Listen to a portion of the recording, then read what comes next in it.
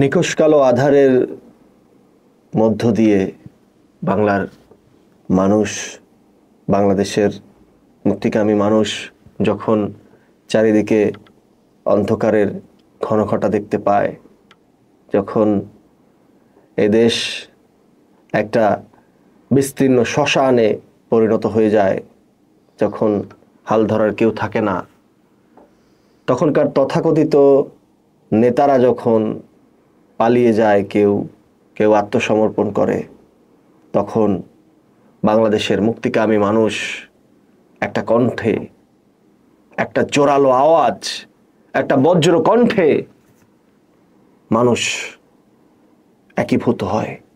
একটা কণ্ঠে মানুষ আস্থা দেখে, একটা কণ্ঠে মানুষ স্বপ্ন দেখে। কণ্ঠটা উই রিভল্ট বলেছিলেন তখনকার মেজর জিয়াউর রহমান। মেজর জিয়াউর রহমান নামটা বাংলাদেশের মানুষের কাছে তখন পরিচিত ছিল না। আমি বাংলাদেশি বলছি কারণ তিনি তখন বাংলাদেশের স্বাধীনতা ঘোষণা করেছেন, এজন্য আমি বাংলাদেশি বলছি। আমি বাংলা বা বাঙালি এগুলো বলতে চাই না। আমি বাংলাদেশ বলি, আমরা বাংলাদেশি বলি, কারণ এই বাংলাদেশি এই কথাগুলো আমাদেরকে শহীদ প্রেসিডেন্ট জিয়াউর রহমান শিখিয়েছেন। ফাঁসির শাস্তিও হতে পারত, এরকম একটা চিন্তা, দুশ্চিন্তা, এরকম একটা ভয়, সেই ভয় জিয়াউর রহমানকে আচ্ছন্ন করতে পারেনি। তিনি নির্ভীক যোদ্ধার মতো বলে উঠেছেন, উই রিভল্ট। এই উই রিভল্ট শুনে বাংলাদেশের মুক্তিকামী মানুষ ঝাঁপিয়ে পড়েছিল মহান মুক্তিযুদ্ধে। মুক্তিযুদ্ধে মানুষ একা ঝাঁপিয়ে পড়েনি, তাদেরই প্রিয়, কারো কারো কাছে প্রিয় কমল, কারো কারো কাছে মেজর জিয়া, কারো কাছে শহীদ জিয়া, কারো কাছে প্রেসিডেন্ট জিয়া, কারো কারো কাছে গণতন্ত্রের প্রবর্তক, কারো কারো কাছে বাংলাদেশি জাতীয়তাবাদের স্থপতি। যার কাছে যে যা বলে শান্তি পায়, তাকে তো অনেক নামে ডাকা যায়, অনেক আবেগে তাকে মেখে রাখা যায়। তিনি নিজেও মুক্তিযুদ্ধে ঝাঁপিয়ে পড়লেন, যুদ্ধ করলেন, সেক্টর পরিচালনা করলেন, স্পেশাল ফোর্স পরিচালনা করলেন। এত কিছুর পরেও কোনো লোভ লালসা তাকে আচ্ছন্ন করতে পারেনি। চুপচাপ নিভৃতে চলে গেলেন আবার নিজ দায়িত্বে চলে গেলেন। দেশ আবারও এক অন্ধকারের কূপে পতিত হলো, যে অন্ধকারের মাঝে আলোর দেখা একটুও নেই, বিন্দুমাত্র আলোর দেখা নেই। সেখান থেকে দেশটাকে আবার বাঁচাতে হবে। আবার এক যুদ্ধ, আবার এক বিপ্লব, আবার এক লড়াই। সেই লড়াইয়ে জিতল কারা? শহীদ জিয়ার সৈনিকেরা। হ্যাঁ, শহীদ জিয়ার সৈনিকেরাই জিতেছে। তখন সিপাহী জনতার যে বিপ্লব, সৈনিক জনতার যে বিপ্লব, সেই বিপ্লবে মহানায়ক হিসেবে আবির্ভূত হন শহীদ প্রেসিডেন্ট জিয়াউর রহমান। এরপরে এক নতুন বাংলাদেশ, নতুন পথ চলা, নতুন গল্প, নতুন কবিতা, নতুন উপাখ্যান। এই আলেখ্য উপাখ্যান নিজ হাতে লিখেছিলেন শহীদ প্রেসিডেন্ট জিয়াউর রহমান। শহীদ প্রেসিডেন্ট জিয়াউর রহমান দেশের দায়িত্ব নিলেন।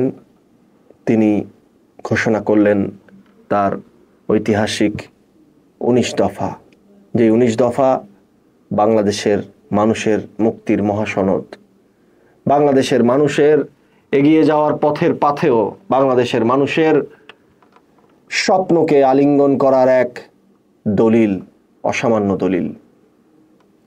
বাংলাদেশের স্বাধীনতা, সার্বভৌমত্ব, অখণ্ডতাকে স্বয়ংসম্পূর্ণ, সমৃদ্ধ, সংহত রাখার জন্য তার চেষ্টা ছিল অবিরত তিনি চেষ্টা করে গেছেন। এরপরে পথ চলার অনেক পথ, অনেক গল্প, এত গল্প যা বলেও শেষ করা যায় না। বাংলাদেশের মানুষ যেখানে দেখেছিল ওই শেখ মুজিবের করাল গ্রাস, এই শাসনে সকল রাজনৈতিক দলকে নিষিদ্ধ করে দিয়ে একদলীয় শাসন ব্যবস্থা কায়েম করে, সেই জায়গা থেকে শহীদ প্রেসিডেন্ট জিয়াউর রহমান নিয়ে আসলেন বহুদলীয় গণতন্ত্রের স্বাদ। যেই খবরের কাগজগুলোকে বন্ধ করে দিয়ে মাত্র 4টি সরকারি কাগজ রাখা হয়, সেই খবরের কাগজ, ম্যাগাজিন, পত্রিকা সবকিছুর সংখ্যা প্রেসিডেন্ট জিয়াউর রহমানের সময় গিয়ে দাঁড়ায় 650-এ। এই দেশকে অনেকেই অনেকভাবে ভাগ করতে চান, অনেকেই ভাষা দিয়ে ভাগ করতে চান, অনেকেই ধর্ম দিয়ে ভাগ করতে চান, অনেকেই ক্ষুদ্র গোষ্ঠী দিয়ে ভাগ করতে চান, জাতি উপজাতি নানানভাবে ভাগ করতে চান।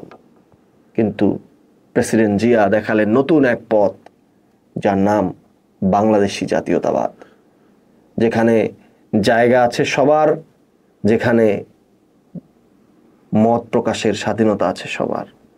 সকল গোষ্ঠী, ক্ষুদ্র গোষ্ঠী, সকল কিছুকে একীভূত করে গঠন করলেন বাংলাদেশি জাতীয়তাবাদ। বাংলাদেশি জাতীয়তাবাদের মাধ্যমে এ দেশ আবার নতুন করে পথ দেখা শুরু করলো। সাম্য, মানবিক মর্যাদা এবং সামাজিক সুবিচারের ভিত্তিতে বৈষম্যহীন অন্তর্ভুক্তিমূলক একটি বাংলাদেশ করার প্রচেষ্টা হাতে নিয়েছিলেন প্রেসিডেন্ট জিয়াউর রহমান। তিনি এত ক্ষেত্রে কাজ করেছেন, তার খুবই স্বল্প সময়ের দেশ পরিচালনার সময়ে, যেটা আসলে এই অল্প সময়ে বলে শেষ করা কঠিন। তিনি বাংলাদেশের কৃষি কাঠামোর যে স্ট্রাকচার, আমাদের দেশে যে শিরা উপশিরা তৈরি করা, সেই আমাদের দেশের বিভিন্ন জায়গায় ঘুরে ঘুরে 1400 খাল খনন করলেন। তিনি গ্রাম সরকার প্রতিষ্ঠা করলেন। তিনি নানাভাবে শিক্ষা, অর্থনীতি, সকল দিক দিয়ে দেশকে কিভাবে সমৃদ্ধ করা যায়, উন্নয়ন এবং উৎপাদনের রাজনীতির দিকে মনোযোগ দেওয়ার চেষ্টা করলেন। বাংলাদেশের অর্থনীতি আজকে যে দুইটি বড় খাত, যে দুইটি বড় বৈদেশিক রপ্তানির মাধ্যমে আজও দাঁড়িয়ে আছে, সেই গার্মেন্টস শিল্প রপ্তানি এবং শ্রমশক্তি রপ্তানি, এটা শুরু হয়েছিল শহীদ প্রেসিডেন্ট জিয়াউর রহমানের হাত ধরে। বাংলাদেশের নানান কাজের সাথে, নানান ঘটনার সাথে যুব মন্ত্রণালয়, মহিলা মন্ত্রণালয়, শিশু একাডেমি, নতুন কুড়ি, নানান বিষয়। আজকে যে সাংস্কৃতিক বিপ্লব বাংলাদেশে আমরা যেভাবে দেখেছি, যে ফ্যাসিস্ট হাসিনার আমলে সংস্কৃতিকে যেভাবে একদলীয় করে, সংস্কৃতিকে যেভাবে একদম ধ্বংস করে দেওয়ার চেষ্টা করা হয়েছে, সেই সংস্কৃতির হাতে খড়ি হয়েছিল শহীদ প্রেসিডেন্ট জিয়াউর রহমানের হাত ধরে। বাংলাদেশ নামক রাষ্ট্রটি বিশ্বের বুকে মাথা উঁচু করে দাঁড়ানোর স্বপ্ন দেখেছিল শহীদ প্রেসিডেন্ট জিয়াউর রহমানের সময়ে।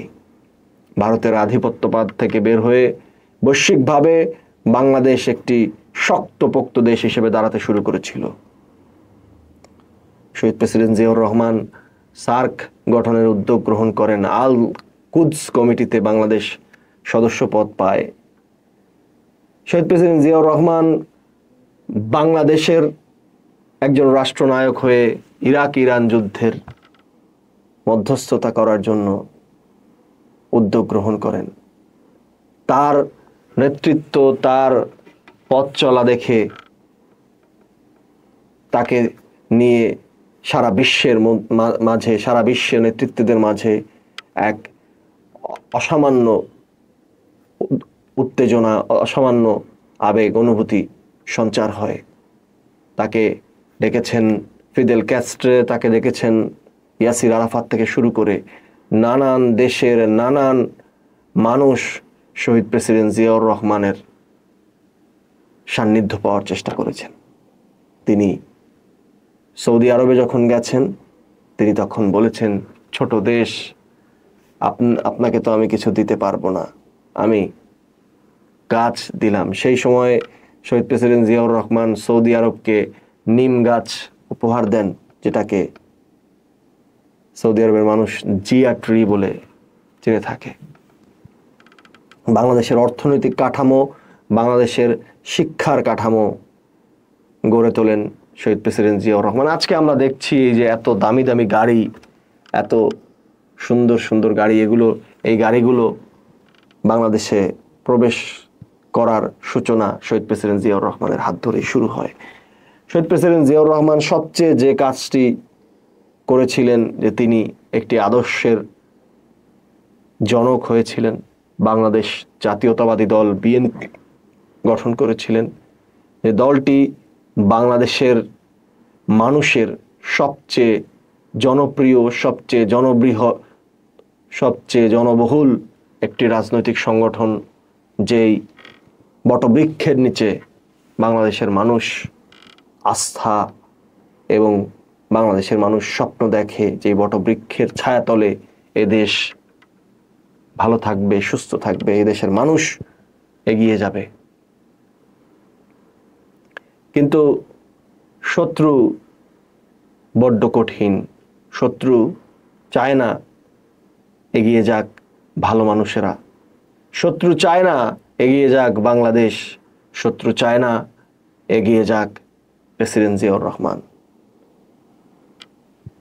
প্রেসিডেন্ট জিয়াউর রহমানকে সেই চট্টগ্রামের মাটিতেই, যেখানে তিনি ঘোষণা করেছিলেন, we revolt, I major Zia declared the independence of Bangladesh, সেই মাটিতেই তাকে হত্যা করা হয়। আজ সেই দিন 30শে মে 1981 সালের এই দিনে এই বাংলাদেশের, আধুনিক বাংলাদেশের স্থপতি শহীদ প্রেসিডেন্ট জিয়াউর রহমানকে খুন করা হয়। শহীদ প্রেসিডেন্ট জিয়াউর রহমানকে হত্যা করার পরে বাংলাদেশের মানুষ দেখেছিল এক অভূতপূর্ব পরিবেশ। সারা দেশ যেন তার জানাজায় অংশ নিয়েছে, পুরো বাংলাদেশ যেন একটা জানাজার নামাজ। এত জনপ্রিয়, এত মানুষের প্রিয়, এত মানুষের ভালোবাসা, আবেগ, অনুভূতির বাতিঘরের নাম শহীদ প্রেসিডেন্ট জিয়াউর রহমান। ওরা মনে করেছিল প্রেসিডেন্ট জিয়াকে হত্যা করলেই বুঝি জিয়ার আদর্শকেও ধ্বংস করা যাবে। কিন্তু ওরা জানে না জিয়া পরিবার শুধুমাত্র 2-3 জন মানুষের পরিবার নয়। জিয়া পরিবার বাংলাদেশের অন্তত পক্ষে 10 কোটি মানুষের পরিবার।